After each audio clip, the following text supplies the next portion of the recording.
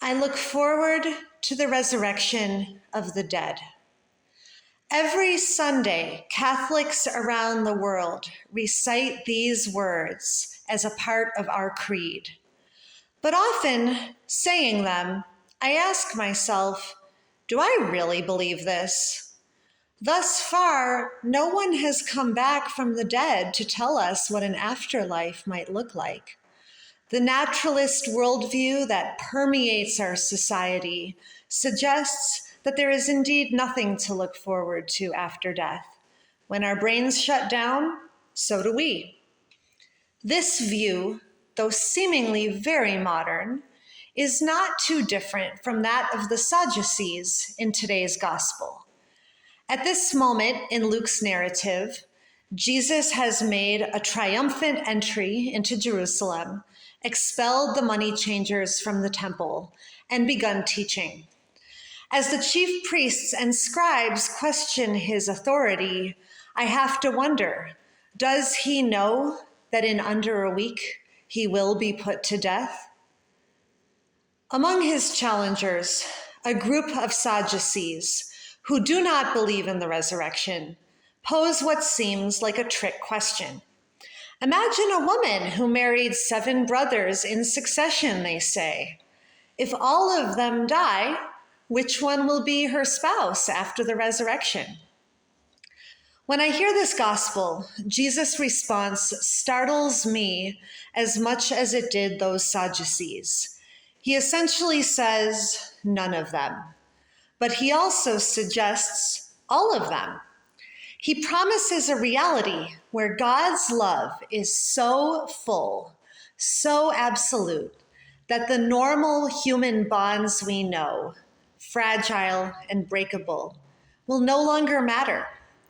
It is a reality where, in the words of spiritual writer Roland Rollheiser, all will be married to all, a perfect fullness that is very hard to imagine in our broken world. The Sadducees are stunned into silence, and so am I. It's so hard to imagine paradise. Dante Alighieri's infamous Inferno, filled with elaborate, sensuous tortures for a wide variety of sins, is much more tangible than his Paradiso, a lovely but abstract realm of perfect light.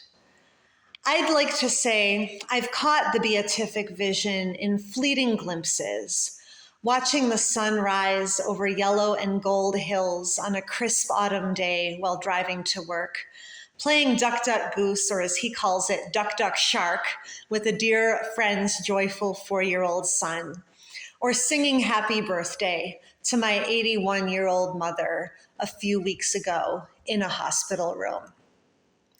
Indeed, while I most often describe myself as what British writer Francis Spufford calls a this-worldly Christian, focused on Jesus' mission and message to build the kingdom of God here and now, my mother's recent health scare has compelled me to think hard about my parents' mortality and my own.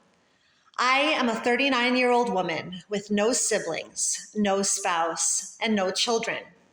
While I'm fortunate to have many strong friendships that have lasted over time, it sometimes feels like my octogenarian parents are the only real permanent fixture in my life. And every day I grow closer to losing them. What will I do when they are gone? And where will they go? The truth is, no matter what our creeds tell us, none of us knows for sure. Rushed to the hospital following a previously undiagnosed heart condition, initially needing supplemental oxygen as the nurses strove to bring her heart rate down, my mother came very close to ending her life abruptly. Thankfully, she has been granted more time.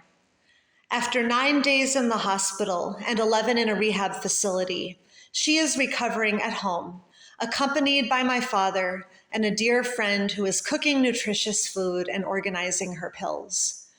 Honestly, for me, this is where God's goodness is found, in daily acts of kindness that Paul reminds us in today's reading that we must show one another in our imperfect, broken human love that offers fleeting but real glimpses of the fullness we seek.